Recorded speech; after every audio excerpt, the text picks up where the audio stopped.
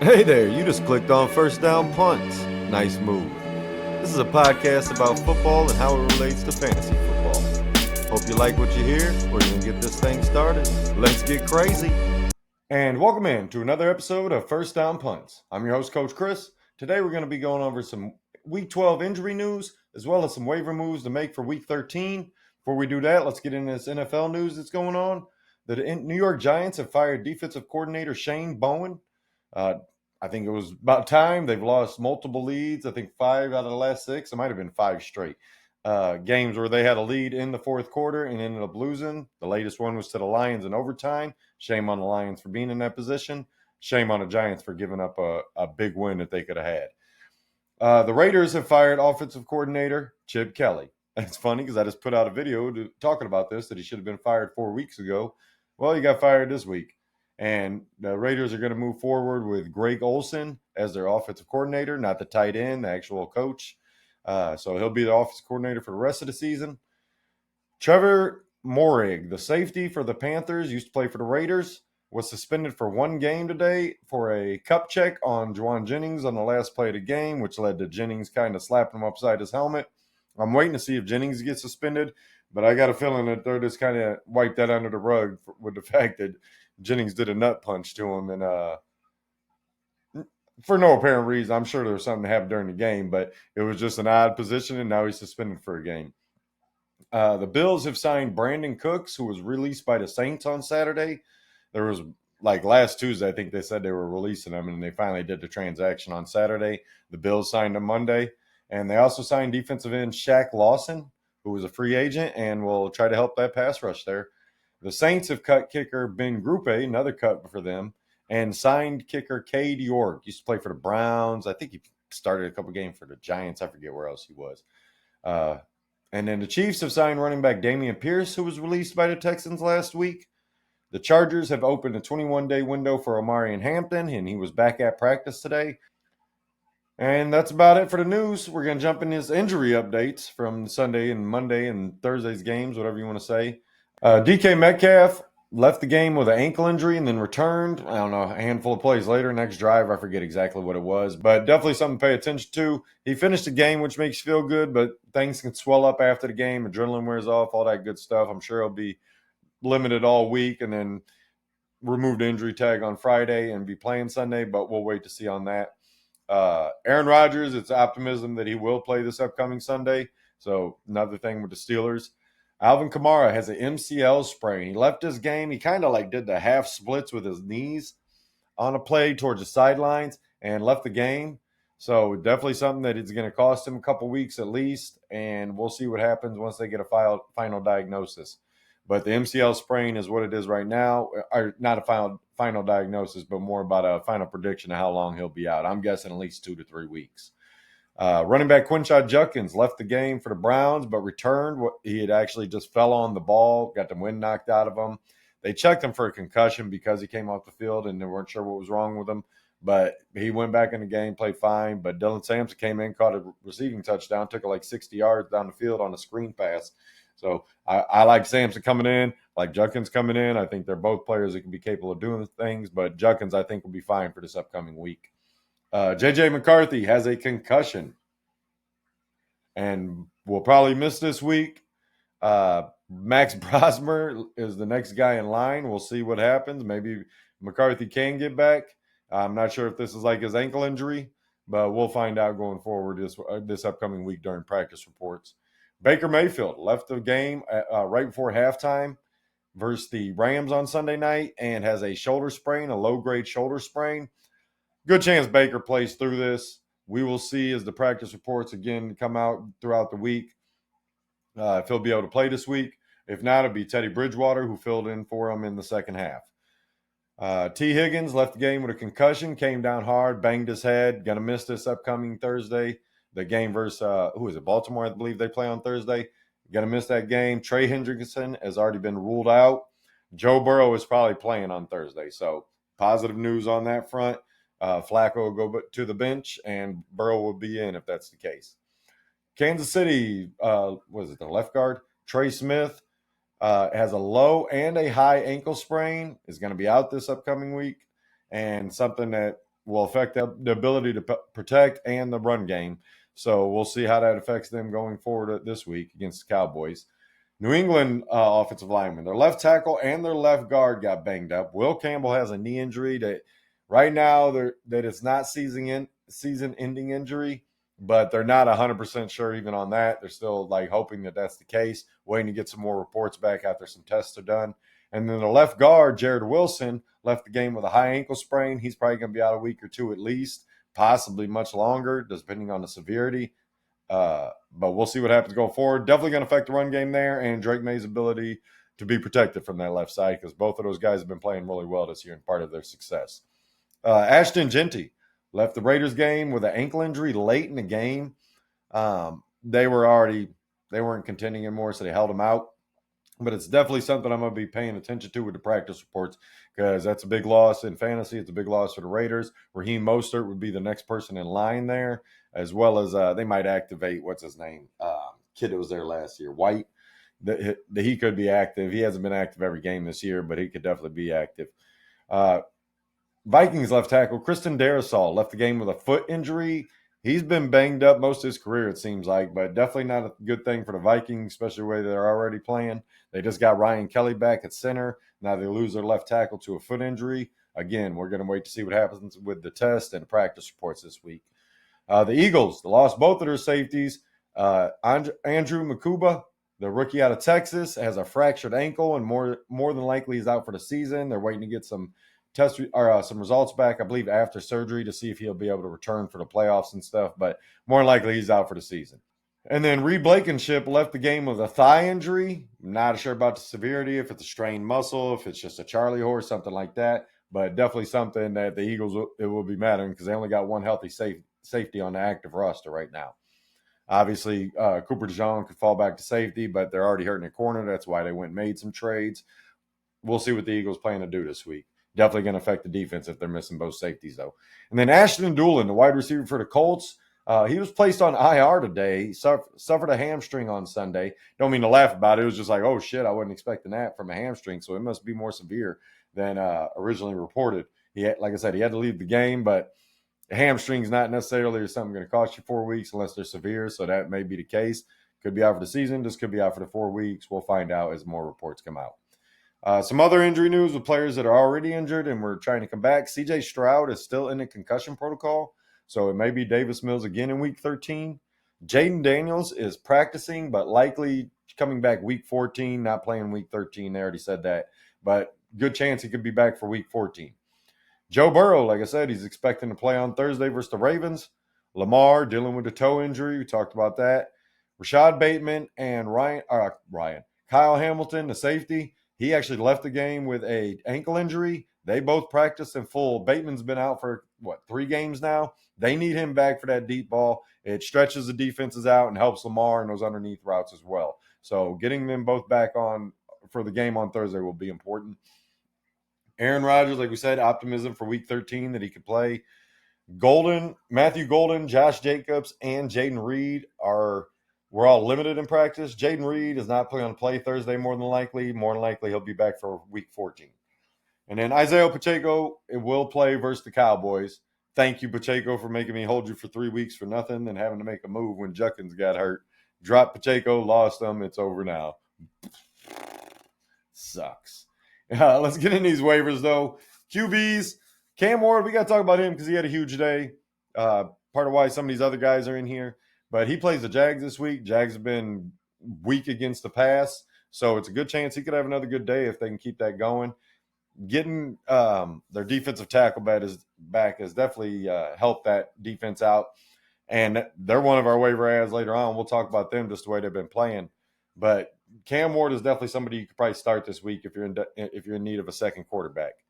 Teddy B, with the news of Baker possibly missing week 13, not 100% one way or the other. He's always a guy you can put a claim on and drop later on if Baker does end up playing. Jameis Winston, if Jackson Dart is not back from his concussion, he is worthy of another start the way he played against that Detroit. Detroit's defense didn't do much, but Jameis balled out. And then Max Brosmer, if he's going to start for J.J. McCarthy, you're desperate for a number 2 QB, you might be able to take a dart throw on this guy, and he end up having Jefferson and Addison and Naylor and Hockenson and everybody important. Maybe he plays better than McCarthy, because it seems like every quarterback but McCarthy has played good in the Vikings offense. I know everybody's saying this, but it's a fact. That's why everybody's saying it. McCarthy is the only one that struggled this badly in Kevin O'Connell's offenses. So maybe Max Brosmer can play better. We've seen him on the field before. We're going to see if he can come in and do better if McCarthy is indeed out this week. Running backs to add. Chris Rodriguez. He was on a bye. Some people might have dropped him with the whole JCM, Krosky Merritt guy, and Jeremy McNichols. Daniels not being there. They got a tougher game this upcoming week, but Rodriguez is the number one back there in Washington, so he's worthy of an add. Kenneth Gainwell should have had multiple touchdowns in this game after a 2 receiving touchdown in the game the week before. Kenneth Gainwell is a definite add. He carried the ball. He had as many touches, I believe, maybe a couple more than Jaylen Warren this week. He was on the field a lot, very involved, and very productive. Devin Neal, with the news of Alvin Kamara having an MCL sprain, Devin Neal becomes a de facto starter there. They may sign somebody. I was surprised they didn't sign Dameon Pierce, honestly. But Taysom Hill and him and Devin Neal will definitely be involved. Taysom Hill's a tight end ad in our waivers, so just a heads up when we get there. Emmanuel Wilson came out and balled out, 100-yard rushing game for the Packers in place of Josh Jacobs. I believe he's going to continue to be involved even if Jacobs is back for Thursday. But with the quick turnaround, Jacobs might not make it back. Emmanuel Wilson gets another start versus the Lions. Trey Benson, he could be playing week 13, coming off IR. He's already had his practice window open, been practicing.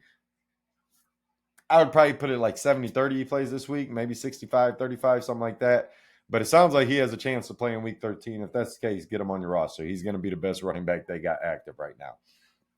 Ollie Gordon, coming off a bye. Some people might have dropped him in those deeper leagues. He continues to be involved, continues to be helpful around the goal line. He's a guy that you can start in a pinch and get some production out of. Raheem Mostert, with the news of Ashton Genty possibly having an ankle injury. Like I said, waiting to get more reports. But if he is going to miss a game, Raheem Mostert is definitely worthy of an add. He's still got speed to him. He can still catch the ball, still can run. Granted, he's on the Raiders. That's why he's on the lower end of this list. Devin Singletary, still getting opportunities, still getting goal line opportunities. Tough matchup against the Lions, but he still had like 42 yards and I think 2 catches. I forget how many catches. But somebody that's still involved, and if Tracy was to be injured, Devin Singletary would be much more involved. And then Dameon Pierce, signing with the Chiefs. I'm not rushing out to grab this guy. I know everybody thinks you should, but with Pacheco coming back, Kareem Hunt's still there, Brashard Smith being used as a receiving back, to me, this only clutters the backfield of all these guys. Pacheco obviously is the one I would pick up if he was available between the two. But in the deepest of leagues, maybe Dameon Pierce is worthy of an add. For the stretch run, they decided they're going to go a different way, try to get him involved over. But I think this is more of just a depth piece because of the injuries they've had. Wide receivers that we want to look at adding. Number 1, Jaden Higgins, Texans wide receiver. He continues to produce with his opportunities. Had another good game this past week with Davis Mills. Davis Mills is winging it to him. Going forward, I think he'll continue to be involved and worthy of an add. Micheal Wilson, another 10 catches for 118 yards. No touchdowns, unfortunately.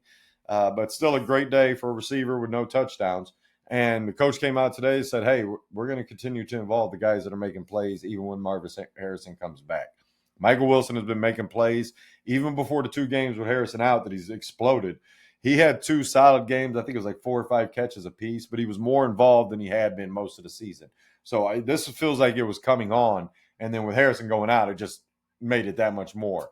And Greg Dortch even, if Harrison comes back, I think Dortch will go down. But the way Brissett's playing with passing the ball all over the field, man, he might be involved as a deeper league flex guy in some of those leagues. But I'm not rushing out to pick up Dortch. Much more interested in Micheal Wilson. Luther Burden for the Bears. He continues to get involved more and more. Somebody worthy of stashing on your bench and could possibly be starting over the next few weeks as you go down to the playoffs or down the stretch in your overall points league, whatever kind of league you're in. Chimere Dickey. I've been talking about him all season since probably about week 5, just because of his amount of return yards. He scores another 2 touchdowns this week, 1 receiving, 1 returning. He is a weapon for the Titans, and they need to continue to use him as such. I hope he continues to get more involved with A.O. Maynard not playing, Ridley on IR. Dickey is the definite add in any league that gives return yards, and in those deeper leagues that you need a 4th receiver or something. He should be on your team. Rashad Bateman, returning from injury. Like I said, he had a full practice. He's definitely a guy you should add if he's out there. Baltimore's got a good schedule down the stretch. He could be getting some of those deep passes. Even if you catch 140, 50-yard bomb for a touchdown, that's a good day. But I think he'll get a couple more opportunities than that per game, especially because, like I said, it feels like their offense has been missing that aspect of the deep portion of the field, stretching out the defense. So I think he'll be worthy of an ad if you can get him. Wan'Dale Robinson, obviously with the huge day, was 142 yards. You got to pick him up. I mean, that's just the facts. He should have already been on roster just because he's been involved all season off and on. But I understand if he'd been dropped, hadn't been super involved as of late, then he just has this big game, and it's like, hey, worthy of an ad. John Mechie, Jets wide receiver. They picked him up in a trade, and he has had a touchdown in each of the games with Tyrod Taylor. I think he's somebody to pay attention to. Yes, it's the Jets offense. Yes, it's Tyrod Taylor throwing the ball, but they are throwing it. Taylor stabilized that offense like expected. If they can get Garrett Wilson back with Mechie and then Adonai Mitchell, who was another deep league waiver ad, he was still involved. He was much more productive than the first week with the one catch. And somebody that gets open, man. I mean, that's the most important part of playing receiver. Can you get open? Adonai Mitchell does that. But John Mechie with a touchdown in each game with Taylor. Adonai Mitchell, he got more catches this week. I believe that's going to continue to grow. And then Andre Josephus for the Bengals. I wasn't big on him because I figured Gesicki would have a lot of impact. Gesicki did have, I think it was 4 for like 32 or something like that. But definitely a guy that, as a receiver with the T. Higgins news, Jamar Chase comes back, T. Higgins goes out. Josephus could be a spot start this week. So the tight ends, Brenton Strange, number 1 on the tight end list. He just came back from IR, was immediately involved, and somebody that Trevor Lawrence trusts. I think you should get him on your team. Theo Johnson, some people might have dropped him after the rough first week with Jameis Winston. Came out, had 77 yards against the Lions. It was the most of his career in a game. And he was catching touchdowns with Jackson Dart. So as soon as Jackson Dart gets back, you could probably start him in a lot of leagues in a flex spot or in a tight end spot where if you lost somebody or something. Cade Otton continues to be involved. It was good to see him still involved. Not a lot. I think that was another 4 for like 30 yards. With Chris Godwin getting back and Ibuka, he had a down game, but the Bucs had a down game against that Rams defense. So Cade Otton's still getting enough opportunities to be involved and worthy of an ad. Gunnar Helm. I told you guys he was my sneaky start this week for that Tennessee game. Came out, had 7 catches. That's what you want to see. Mike Gesicki, like we talked about with the Josephus, he's an ad. Definitely for another week while Higgins is out. You can start him this week again. Kobe Parkinson with Tyler Higbee going on IR. My hope was to be a Terrence Ferguson. Ends up being Colby Parkinson, who looks like the starting tight end there for the Rams. And if that's the case, he's a guy you want to get on your team because that's a great offense to have pieces in.